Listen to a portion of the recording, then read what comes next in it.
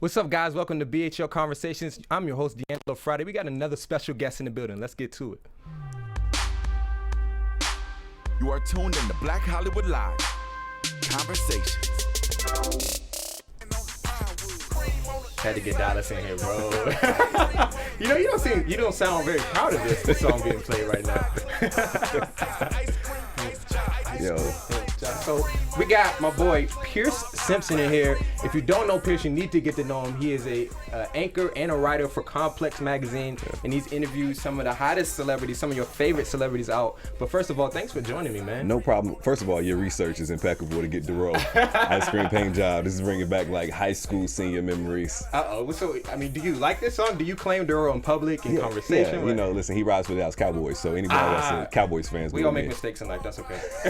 Listen, I know you're from DMV area. Yeah, I'm from DC. Yeah, so you like watching the Redskins. So, first of all, thank you for joining us. We got problem. a special guest in the building. Once again, I'm DeAnjilo. You can find me on Instagram or on Twitter. On Twitter at DeAnjilo TV and on Instagram at DeAnjilo. But it's not about me. Come on. We got Pierce Simpson in the building. On Instagram, you can hit him up at Pierce.Simpson.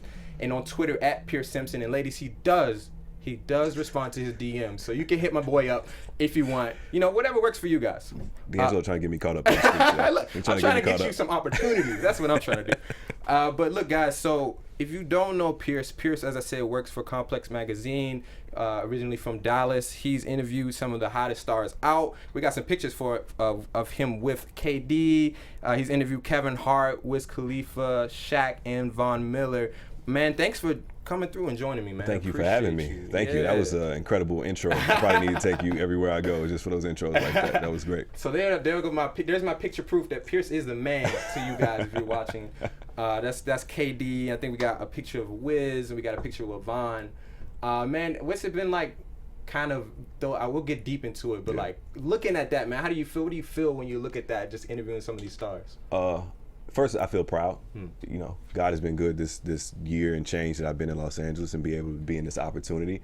Complex, you know, believing in me. You know, Nadeska, Alexis, Cornell Brown, Natalie Egger, for those people to believe in me and put me in these situations where I can interview the likes of like Von Miller, Wiz Khalifa, and Kevin Durant. That's incredible. Like Von Miller literally grew around where I grew up. Word. Like his folks lived down the street from my grandfather. Wow. So it's a small world. It's crazy how that works, man. Yeah. I think, every interview I like about it, and you told me this before, you know, when I reached out to interview you, were kind of like, man, it's, you know, you want to interview me? And I think that humility kind of comes across in your interviews. It's not about you, you know what I mean? It's about that talent.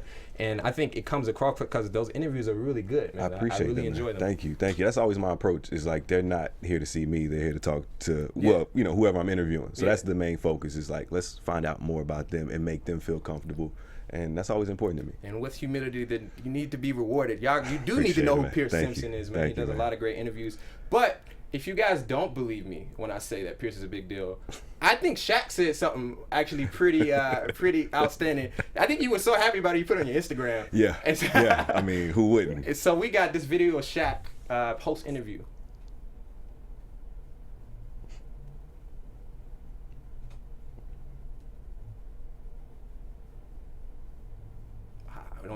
The legend, Shaquille O'Neal, brother. Appreciate it. Oh, you're Pierce Simpson? I'm Pierce Simpson. I didn't even know who I was talking to. What's up, Pierce? We saved that. We saved that. That gives me G14 classification right there. I love that. I love Shaq's like, which says a lot about Shaq, the fact that he like is in the interview and he's like, you know, I guess he's done so many interviews. He's like, oh snap, you're Pierce. You know? Right. And it's like it's such a surreal experience because in your mind, especially for me at that point in time, I was like, is he joking? Is he serious? Like, which one is it? Because he said my first and last name. Pierce Simpson. And I'm like, wait a second. Okay, we're gonna run with this. I'm pointing to the camera and we're gonna run with this. That one. Man, that was amazing. You know, I love that. So yeah, man, if y'all don't think Shaq's a big deal, I don't know what to tell you. But before we really get into the interview, man, I got two very important questions for you. Okay. Because we're not gonna cut. No BS in this interview, right? Listen, I'm from the South. These are all right. I like that. So there is a wrong answer in this situation. Okay. All right? Pressure. So my first question for you: Kendrick or Drake, bro? Ooh, Kendrick or Drake? I'm gonna give you a cop-out answer. No politically correct. Cop-out answer. It depends on the mood, depends on the situation. All right. Both stars, though. Okay, fair. I'll let you BS me. Killing 2017. So if you want to hit up your ex, listen to Drake. If you want to be back at your ex place. If you want to learn about the real. I'll give you the scenario. Okay. You ready? You going to play ball. You trying to get right. You got Kendrick. You put Kendrick on. No doubt. Right? No doubt. You trying to, get your lady over, something that's still like keeps your man card, keeps you straight, keeps you cool, but still has enough emotion to get Drake. Listen, Drake keeps your man card. Yeah, he got hits now. He got hits now. All right, Drake got hits now. We'll take that. And then my second question for you: Kobe or LeBron? Ooh. No cop out in this one. You got to pick, bro. I will pick. Okay. We talking like overall legacy? Or are we just talking just personal preference? Personal preference. Okay. Both. Okay, growing up Kobe, but as I get older, definitely LeBron. I have an appreciation for LeBron. I think over time we'll appreciate LeBron way more. I have a theory that LeBron's like the Barack Obama of the NBA in the sense that when he's here as the superstar of the league, we take it for granted, right? But once he leaves, you'll appreciate him. Man. Yeah, you'll be like, good I wish he was here. I will say 3-5 in the finals is kind of tough. That's not a good. He's got to fix that before he retires. You can make a case that he's just okay. Yeah, okay. We'll get into it. I don't know. But first of all, man, what's it been like for you interviewing some of the hottest names in sports, music, and entertainment for you and your process as a reporter and a host? It's been incredible. It's been surreal. It's something that I kind of pinch myself every time that I may go through my Instagram and see the people that I've been fortunate enough to talk to and interview. It's been mind blowing. It's been something that I can't explain. I literally have notes on my phone of the people that I've talked to in my first year here in Los Angeles, and it's God, man. I can't attest it to anybody else. Is this something you always envisioned doing for yourself? Like, have you always wanted to be a reporter, interviewer? Yes and no. Okay. So this career that I'm in, I kind of fell into it. I graduated college. Somebody was like, "You might be good on camera. Let's try it." And I was like, "All right." No, it definitely wasn't. Okay. It definitely wasn't. But my senior year of college, I wanted to go to law school and become a general manager of a team, whether NBA or NFL. So that was always my thought process. Graduated college, I was like, you know what? Nice Kicks is in Austin. I stay in Austin. Let's give this a shot.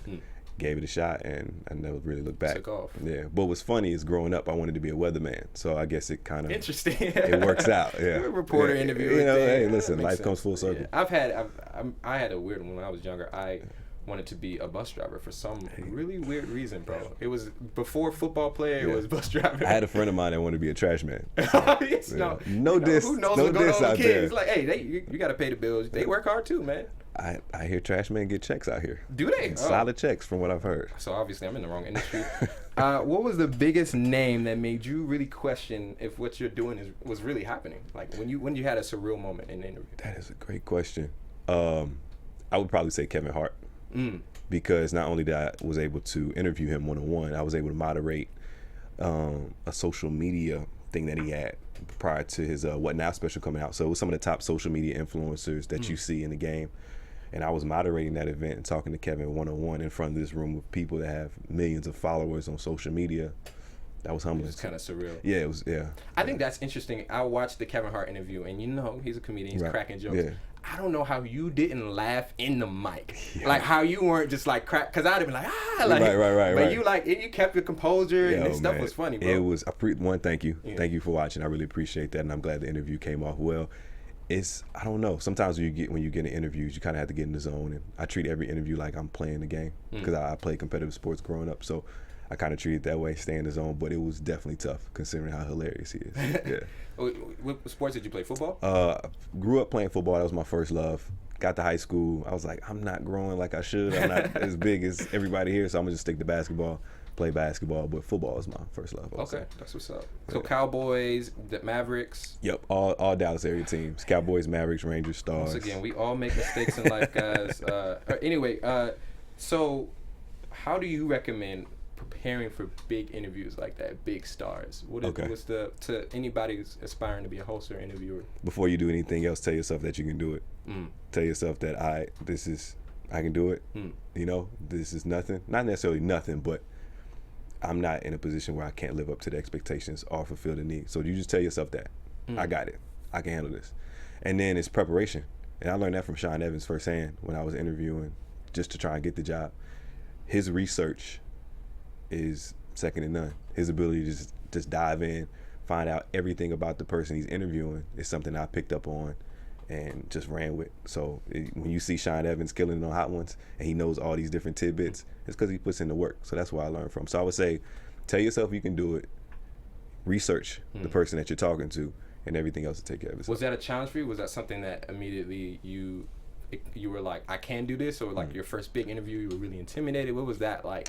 It actually helped me. It helped ease my nerves. I would say I think my first interview at Complex was Rob Gronkowski. Okay. So you like coming out the gate swinging, right? So like my first week, I think it was Rob Gronkowski on a Wednesday, Pharrell on a Friday, Wow. and then like Common in a week. Wow. So I knew I couldn't waste any time. I had to be ready. So I just took those keys that I learned from different anchors that were there before me at Complex.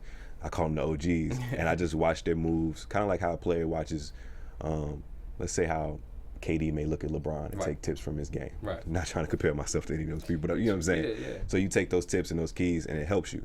So that's what I did, soaked up that knowledge, and it was able to help me. And as an interviewer, are you looking at like LeBron and KD, looking at your game afterwards, or looking at your interview afterwards and critiquing yourself? Yeah. Or? So like you're always more critical on yourself immediately after the interview before you watch it, because you're like, man, I should have said this, or I should have did this, or why did I do this? And then when you watch it on tape, it's not as bad as it may seem. It may even be great, you know what I'm saying, depending on who's watching and their perspective. But I'm always tough on myself. Right after the interview, I'm like, okay, I should have did this right, I should have did this, I should have did this, and I translate that into my next interview, and I just keep building from there.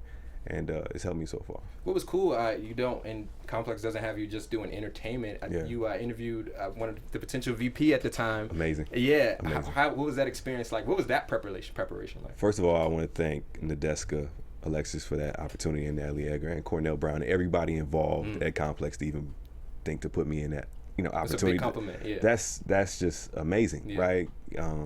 It kind of happened so quickly. And I think that was a blessing in disguise for me, because it didn't give me time to just think about the moment and who I'm talking to. So I think the interview was on a Saturday. I found out maybe on a Thursday night that it was a potential possibility. Wow. That Friday, I really had to bunker down. You had one day to pretty prep. much like one day. Wow. Like one day, because everything was happening so fast. And being there and just seeing the gravity and the type of just the moving parts, like how much Secret Service is there, how much security you have to go through the interview, the preparation, the amount of media publications there. It's it's a lot, but it was very humbling. It kind of just surreal. Very. And I even talking about it, I feel honored. You know what I'm saying? It's just an honor. Well, I mean, once again, I ain't gonna keep complimenting you, man. But like that was another great interview. I mean, you're doing your thing. What? Appreciate it. Other than Kevin Hart, because I don't want you to say that. Was there a funniest interview that you've had, or most intriguing situation with an interview? The funniest interview, and it's like my dad's personal favorite, is Amon Shumpert. Okay, I the one where you had him talk about his own teammates. Yeah. I don't know if you even interviewed him more than once, but that was great. I appreciate it. I appreciate it. So that was also one of like my first interviews, and we did it right before the ESPYs. Right after they won the title. So I was like, okay, this is like one of the first big time interviews from a Cavalier right after they won in 7 games during last year's final. And amazing soul, great guy, very genuine. What you may see on his Instagram or him rapping is definitely him. Yeah. That's him. And to be able to just get candid and talk about his teammates like that in a fun way, a joking way, it was great. I loved it. Do you, so speaking of basketball, KD obviously won the championship, got a finals MVP. Shout out KD. Shout out to KD, shout out to, he from DMV, I got to claim him now. Yeah, spent some time in Texas, so. So that 1 year, whatever. What's it been like? I know you've interviewed him maybe a couple times now. I've interviewed him once, almost had a potential chance to interview him during Team USA. Just had some technical difficulties, so it didn't go through. But 2 times. Okay. 2 times. One official, one unofficial. What is that? What was that like? You were telling me you had some funny stories about KD. How do you feel about him winning his championship? Right. Yeah. First and foremost, congrats to him and the Warriors winning the title. I think he just made the right move for himself, and that's what we have to remember at the end of the day. There may be players, and we root for certain teams with their individuals who have dreams, goals, futures. So he made the right move for him and his family, and seeing him with his mother last night on the court was like sheer joy. That was cool. That was cool. So I was like, you know what, KD, that's amazing. Yeah. Do your thing. That's great. And he's a bad boy out there now. Like, let's not get it twisted. He was the best player on the court, and LeBron was on the court, so that says a lot. It was crazy. Yeah. But as far as interviewing KD, I was afforded the opportunity through Nike, so that was a great chance. And just being able to sit down with him, very humble guy, very chill, very laid back, almost quiet. Almost quiet unless you bring up the Redskins. And I definitely gave him some grief about that. He gave me some grief about me being a Cowboys fan. Yeah, you know, we don't like you guys.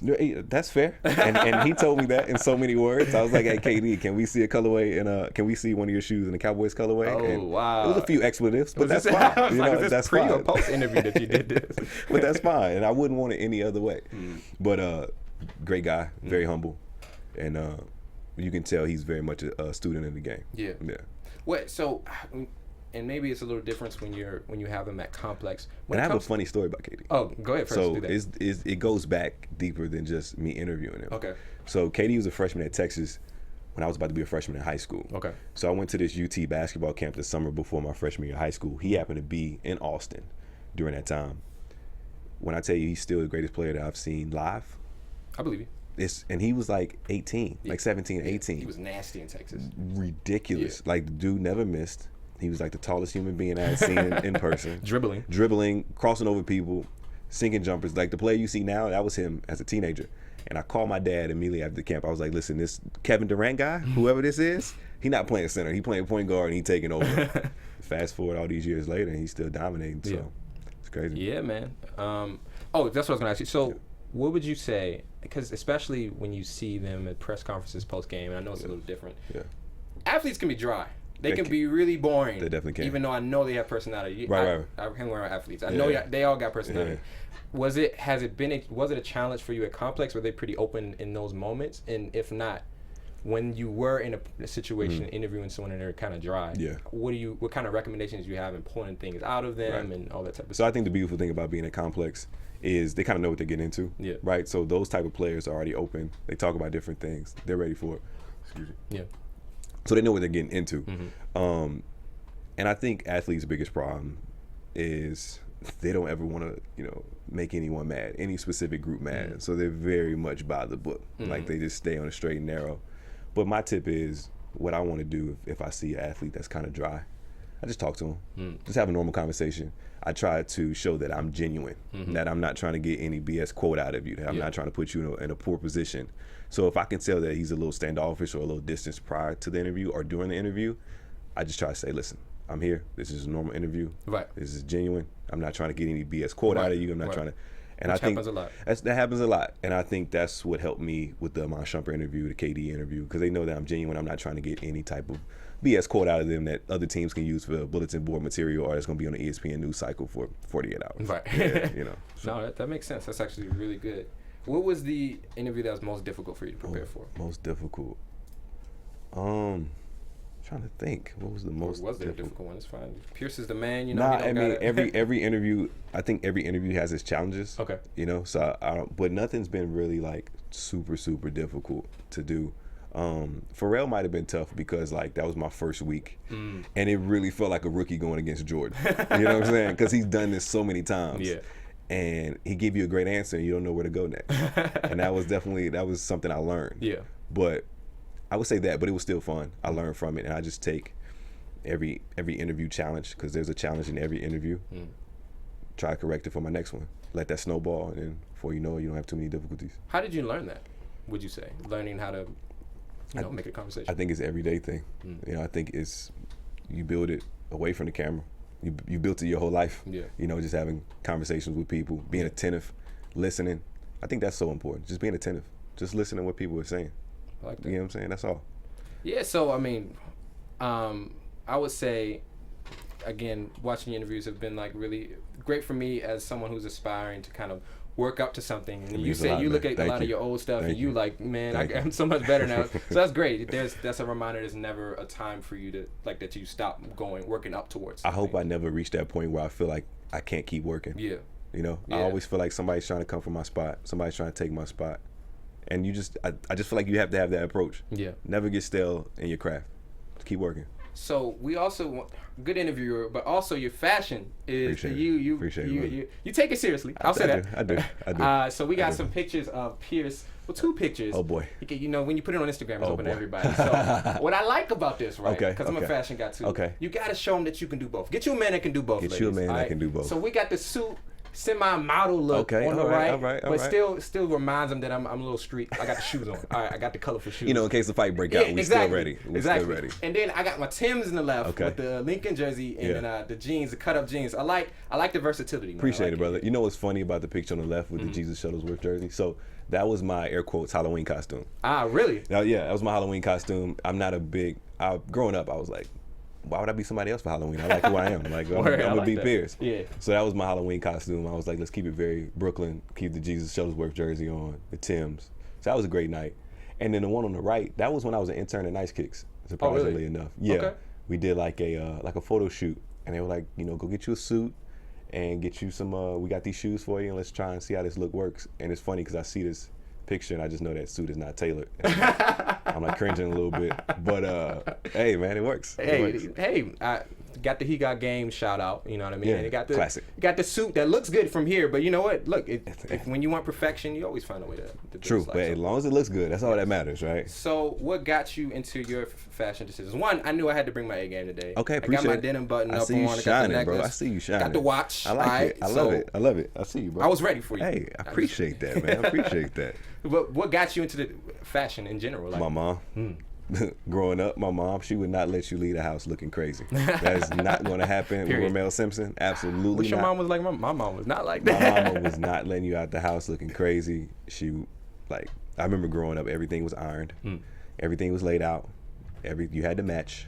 Don't go to school not matching. You from the South, though. I know y'all sometimes take matching to the next level. We definitely the do. Plaid top, plaid bottom, plaid shoes, and all of the same. I may or may not have been a victim of having it. I wish that was on Instagram. Listen, having Air Force Ones match the tall tee? Come on now. That was definitely me in 2007. But that was hot though. You went to high school. You was effing the game up. 3X tees all day. I don't miss that era at all. I do not miss it either. I cringe at that era. What goes into nowadays your fashion decisions? Man, just being me. You know, doing something that I enjoy. I'm very much like a basics guy. I just believe in great jeans, great shoes, maybe like a plain T-shirt. You know, if you want to switch it up, denim button up, you know, different things, maybe some designer things here and there. But for the most part, I don't want to seem too pretentious, but I can put things together and make it look good. Is there a time in an interview where you're deciding between a suit or regular clothes? Right. So I would say red carpets that are pretty formal, I try to keep it formal but still match my audience. Okay. Right. So NFL honors event that we had, I knew it was very much black tie, button up, but I didn't want to go too much because I know our audience isn't like that. Yeah. So I was like, okay, let me just go all black, button up. Felt like I still look good, still was presentable at this event, but still appease my audience. So that was important to me. But for the most part, I'm just dressing how I dress on any normal day. Yeah. Who is the best dressed in entertainment and sports in your opinion? First sports and then entertainment. Okay, best dressed in sports, yes. LeBron James. Really? LeBron is best dressed in sports. I got a short list for that. LeBron's on there. Victor Cruz is on there. Who else is best? I really had this list the other day, and I was like, they really dress well. KD's getting better. He's coming better. He's coming a long way. Yeah, he's come a long way. He's definitely getting better. Henry Lundqvist, who plays with the New York Rangers, maybe. I'm unsure about my hockey teams, but I know he played with the Rangers. And yeah, that's my list. Von Miller's, he's getting better. He's got football players is a little work in process. And you know it's tough for them because they're like they're big. They're big. And you say entertainment, right? Yeah, entertainment. Some musicians. Best interesting names that I saw omitted from that sports list. Okay, let me see. Give me some names. Whoa, Dwyane Wade and Russell Westbrook, I feel like are pioneers, right? Here's the thing. Okay, I know you got some feelings about Russ. Here's the thing. Russ is on there. Okay. Russ is on there. Okay. But the caveat that I have is I'm kind of catering towards my personal preference. Right. Okay. So I can say, yeah, that works. No way I could wear that. Russ makes me feel that way every time. Right. It's like I know that's fly. I know that's a lot of designer brands and high end fashion. I couldn't pull it off. You know what I'm saying? Like if I walk somewhere with, you remember he had the photographer jacket on, like the vest that was orange. Before the KD game. I would get clowned so bad. I was like, Pierce, what are you doing? Anybody would get clowned so bad. That's true. He's Russell Westbrook, so he gets away with a lot. Why not? Yeah. Hey, listen, that was great. Great segue right there. Amazing. Well, so entertainment, you can do music, you can do actors. Oh. We got Kanye, we got, I don't know, 2 Chainz if you want to say 2 Chainz. Kanye dresses pretty. He's edgy. He has his moments. Yeah. He has his moments. I think peak Kanye dressing while I was like 2011 through 2013. That's not a pop collar Kanye, is it? No, that's like some high fashion, but still wearing Jordans here and there. Okay, yeah. APC denim, he still knows. Yeah, I like that Kanye. That was peak Kanye. Ooh, speaking of. Okay. Which era of Kanye are you college dropout, late registration, graduation, 808s and heartbreaks, My Beautiful Dark Twisted Fantasy, or now wherever we are now? I don't know where we are. Life of Pablo. Peak. I would say Kanye at the peak of his powers was probably My Beautiful Dark Twisted Fantasy. Yeah. I always get so nervous trying to pronounce that album title. So I'm like, wait a minute, on. so much going on. Yeah. But my personal favorite would probably be Graduation Kanye. Yeah, I agree. Graduation Kanye was great. It was music is important when you can remember a time with it. Exactly. And those late registration, those 2 albums I remember. Yeah, and like late registration was a birthday present I asked for when I was 13, I think. Okay. I was like, Mom, you got to give me late registration. You got to give me this album. She got it for me for my birthday. So I remember that. But I would say late registration and graduation era was great. That's what's up, man. Yeah. So I don't want to get away too from fashion. So since you see, I'm still trying to think of an entertainer fashion that. Oh yeah, I was letting you off the hook on that Jason Sudeikis dresses really well. I don't know who that is. Is he? So he was you know his face. Okay. I would say that he's been in a lot of comedies. When you see his face, you're like, oh, I know that guy. All right, good, yeah, cool. trust me. You will. And who else can I put on the list that dresses really well? That's a entertainer. Rappers are it's Hit or so miss. rangy. Yeah, it's hit or miss. They do some It's hit or miss. interesting stuff. We're in an interesting era with rap. Is that him right there? Jason Sudeikis? Yeah, that's him. That's nice. him. See? Shout out to yeah. A lot of Jordans, engineer, a lot of man. great sneakers. So here's what we're gonna do next. Since you're so into fashion, Okay. I have some scenarios for you Here we go. where you have to choose All right. which one you would likely wear. Oh boy. All right. Pre-interview, right? I love it. So we're gonna pull it up full screen, but I got some for you in front of you. I think what I see on the left side. Oh, it's a setup. But you gotta pick, all right? Since you love LeBron so much, he's on that list. Is that the 2003 milk white draft You suit? love you some LeBron, right? Man, okay. We got Shaq for our viewers. Okay. We got Shaq, probably 2002. I don't know where the pants start and where the blazer This is like a ends. combination of Shaft and Steve Harvey. Right here. This is like around the AI era, so we didn't high fashion wasn't a thing. And you got to do Dennis Rodman, all right? I'm sorry, I had to do Dennis Rodman now though. You know what works well with this? Dennis is from Texas. He's from Dallas. He is. Yeah, so that's it. Everything kind of ties together. Okay. So you're picking Dennis Rodman is what I'm hearing. So what's we can cross that out. Absolutely not on that one. Cool. So what's the scenario on this one? Here's a question I forgot to ask you. Who is a celebrity that you want, the next person you want to interview? I can give you like a short list of people I'm dying to talk to. Number one. Just give me number one. Barack Obama. Barack Obama. All right, you are wearing this in front of Barack Obama. Pick. Can I tailor it? Can I see it tailored? As is in your face. I might go Dennis Rodman. I think I might go Shaq. I think Shaq might be the safest Here's the thing, decision. it's safe because it's so dark, right? It's a dark suit with like a black shirt underneath. The LeBron suit, you walk in anywhere, people are like, what is going on? You can't wear all white and it's not fitted. This is prom. This is prom. This is prom. He was 18. He probably wore it to prom. He might, but these shoes though. Yeah, that makes me think he didn't. These shoes look like a Batman villain, and it's really bothering me. Yo, that's what's like really frightening about NBA draft picks, or NFL draft picks. The suit you wear will live on forever. Oh yeah. So don't pick anything terrible because they will always go back. Period. And LeBron. I mean, I think this is still before Dwyane Wade and like those guys really made fashion a thing. This is closer to the Shaq era. Yeah, so it's like this makes sense. Yeah, this it's is 04. Yeah. So if you, I don't know, look at that draft. It's got Carmelo. I should have got these pictures, but Carmelo, Dwyane Wade, all of their suits. And yeah, what was that? 2003. 2004, I think, or 2000. Yeah, 2003 draft. Yeah. So they've come a long way. They have. A long way. They have. And so our next scenario, okay, the same situation here. Yeah. I just want you to pick something outlandish again. All right. Okay, so this is our next picture. In this picture, we got Paul George. I already got my choice. Wait, it depends on scenario. So let me wait. Yeah, maybe I should change the scenario. We got Paul George in the far left, and I love Paul George. Yeah. And he actually is a pretty good dresser. Yeah. I think this is a questionable decision. Very. Russell Westbrook wearing a lot of colors. I know you're from the South, so I was thinking maybe. And then this infamous Charles Barkley man purse, short shorts, and what do we call those?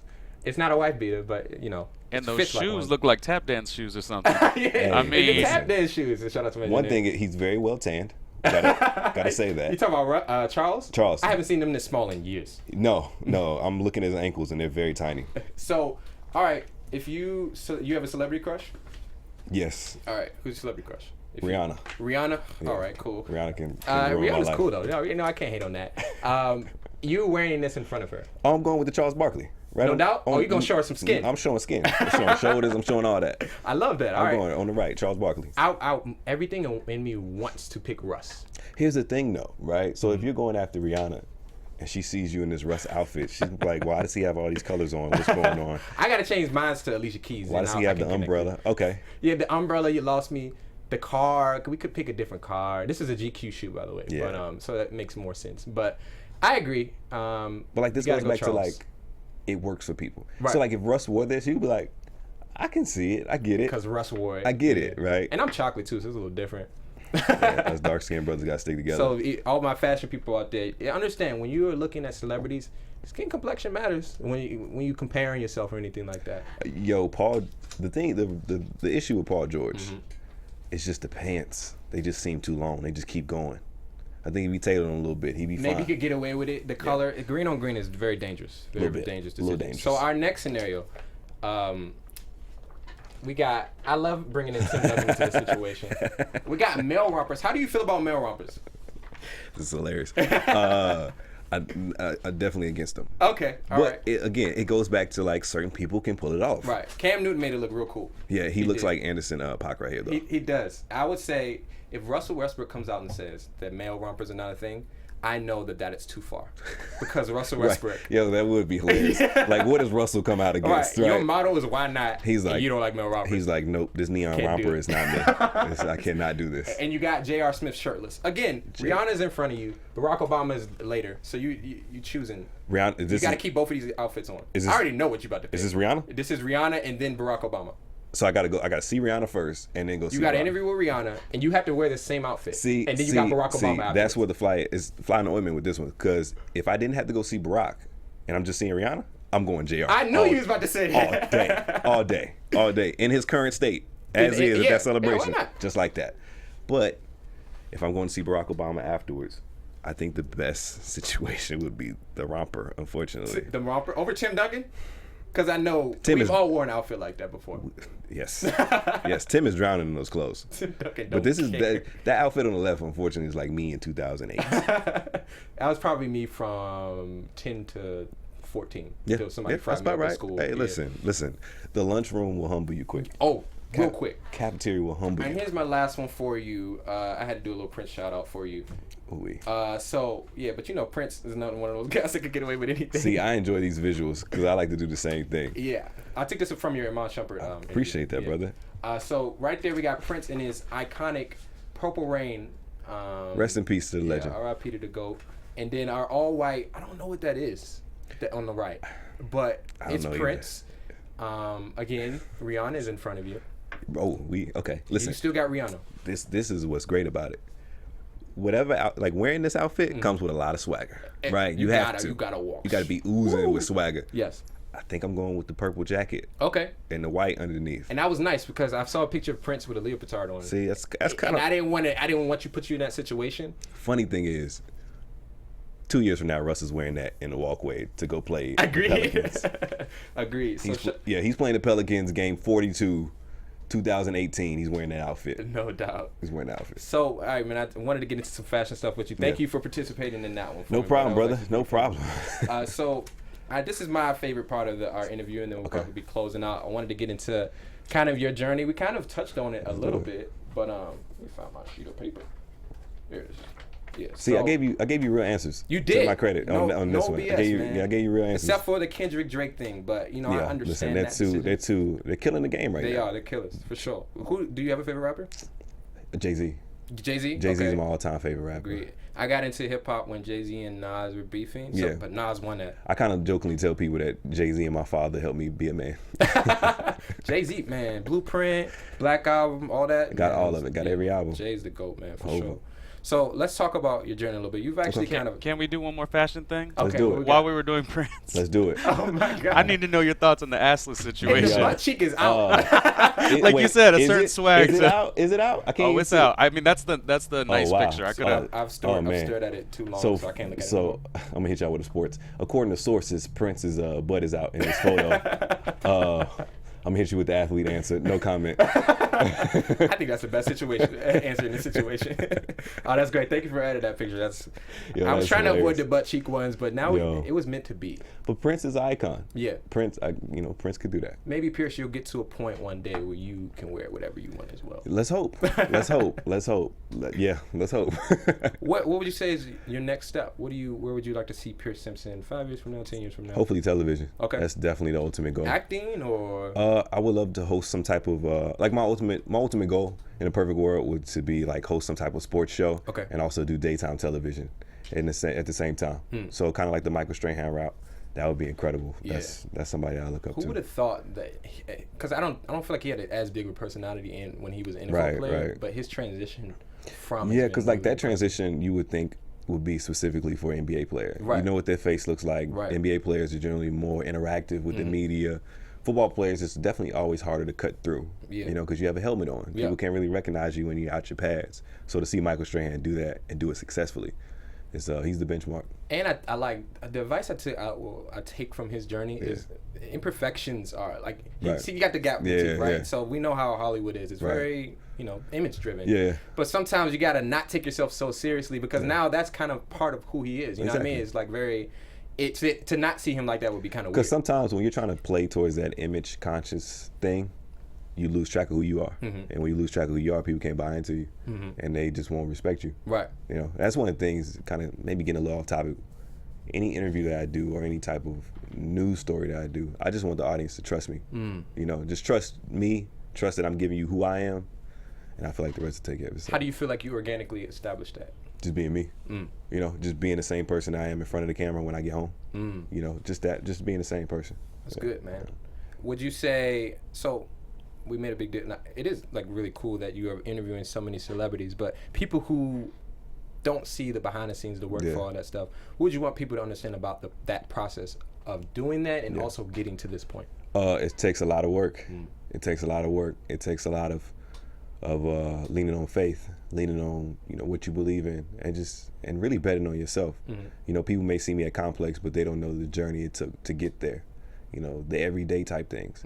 So, like for instance, for me to even get to Complex, it all goes back to me being in my senior year of college, being in the advisory office, knowing that I want to intern at Nice Kicks the summer that I graduate, realizing that I don't have enough credits to be able to graduate that summer. It may push me to the fall.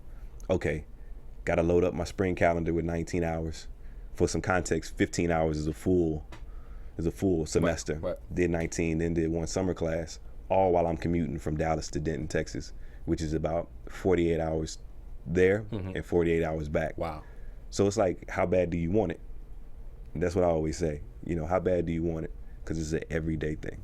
Was there a crossroads for you where you really questioned if you wanted to do it, or even before when you were trying to do other stuff? Yeah. Like, what was that journey like? I think it was like at those moments where it was definitely moments where I was interning at Nice Kicks and not necessarily knowing what was going to happen. You know, because when you're interning, you're not an employee, you're not getting paid. You're kind of having to rely on faith. And at that point in time, I was interning. I had just graduated college. I was working on $40 a week from my pops while taking like the trail, like the rail, like a monorail to and from my house to downtown Austin. And so while I was interning, I interned there for like 2.5 months, working on $40 a week, knowing I was a college graduate, could go somewhere to get a job, some steady employment, something stable. You're hearing things from your parents like, yo, like, what are you doing? Like, what's this whole Nice Kicks thing? What's this whole sneaker thing?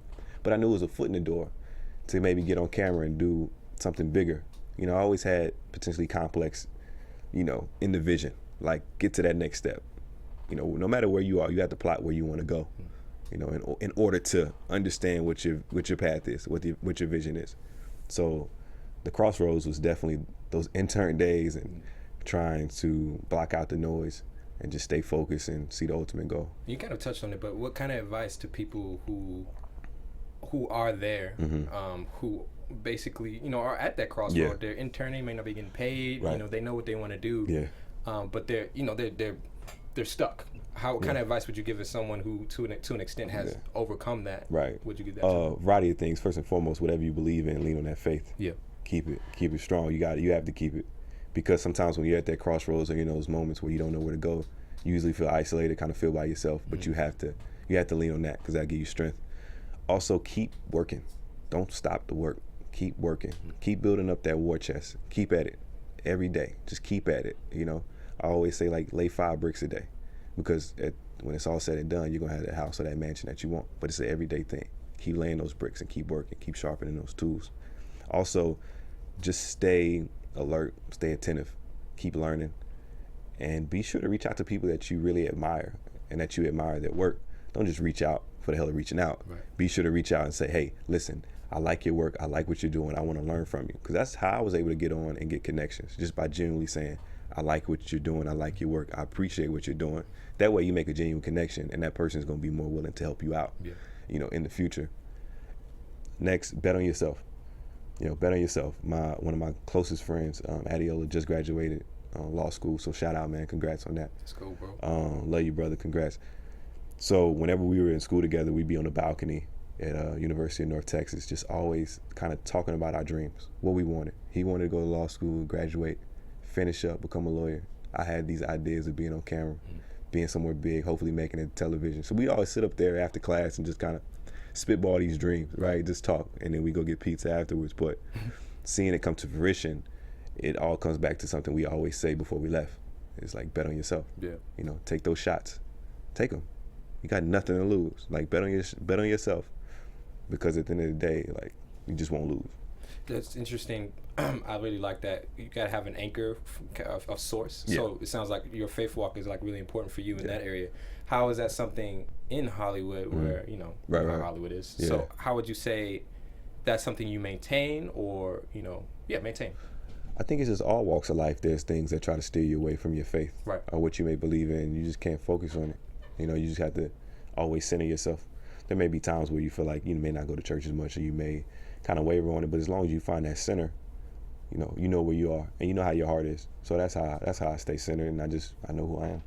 And what is your motivation? What keeps you grinding even now to work towards something? Fear. Oh, really? Interesting. Fear of being mediocre. Fear of being average or below average. That scares me. That scares me every day. Yeah. That I may not be fulfilling what I want to accomplish, or who I want to be, or where I want to be. And my father and I had this conversation not too long ago, where he was like, you need to start treating things like you got children to feed. I don't have any children. Once you start having that mindset, you're like, nothing's gonna stop me, because you're setting yourself up now for your family, your future family, their kids. So you just never know the chain or the lineage that you're creating, and it's an everyday thing. So that motivates me, and of course my family. Right. Yeah. Yo, man, I think once again, it's really cool once you do research on someone and you appreciate it. Watch all the interviews and stuff, but you get to meet them in person and you're like, oh, they're dope. Like, and Appreciate they have brother. depth. Appreciate it. So I want once again, thank you for coming through and joining us, man. No problem, man. Oh, got the clapping. I love it. Claps. I love it. Yeah, man, I would say it's very motivational, because we talked about this a little bit, but you come off as very genuine yourself. Appreciate it, man. You can really tell about that a person two minutes in. Yeah, and likewise. Likewise, same with you. You know, I guess before we go, I think it's always important to just like be you. Yeah. Just like never take yourself too serious. You know, no matter where you may be, or who are you talking to, who you may, like, how important you may perceive your job as being. Like, at the end of the day, it's not your rank. It's not your worth. That's not. I mean, as dope as these opportunities are, that does not define who you are. Like, for me, I'm always willing to help people. If you reach out, I'm always willing to help people. Always willing to put them in positions of power or opportunity, because if somebody denied me, then I wouldn't be in this spot. No doubt. So ladies, like you heard, he always willing to put you in a position of power. That's Pierce Simpson on Instagram for the DMs, and on Twitter, Pierce Simpsons. Hit your boy up. See, and trying to get me in trouble. Trying to get me caught up in the streets. Rihanna might somehow watch this video. Rihanna, if you are watching this video, what you got? My number is. Oh no, man. So, yo, please be sure to check out all his content on Complex Magazine. If you see Pierce Simpson, I had to stop by. I'm literally moving today. I had to make time for you. And I appreciate that. And so that if Pierce Simpson is on the interview or on that Complex Magazine, you know it's gonna be something interesting. You know it's gonna be something entertaining. Appreciate it, brother. And I hope you guys enjoy kind of getting to know one of the faces of Complex Magazine, because I think this man is just at his beginning. Appreciate it. Thank you. Thank you. Hopefully 5-10 years down the road, people look back at that and be like, oh man, he was dope even back then. And appreciate it. Who's that chocolate brother next to him? I like him, man. We're gonna make it together, man. No doubt. But yo, man, I really appreciate you coming through. That is actually the end of our BHL conversation. Hope you guys enjoyed the interview, you can hit me up on Twitter. Of course, I'm DeAnjilo TV, and on Instagram at DeAnjilo. But I will see you guys later. Deuces. You killed it, bro. From executives Keven Undergaro, Dario Kristen, Tiana Hobson, and the entire BHL staff, we would like to thank you for supporting Black Hollywood Live, the first online broadcast network dedicated to African American entertainment. For questions and comments, contact us. info@blackhollywoodlive.com. Like us on Facebook, tweet us, or Instagram us at BHL Online. And I am the official voice of Black Hollywood Live, Scipio, Instagram me at KingXOBay. Thanks for tuning in. Bro. The views expressed here are those of the host only and do not necessarily reflect the views of BHL or its owners or principals.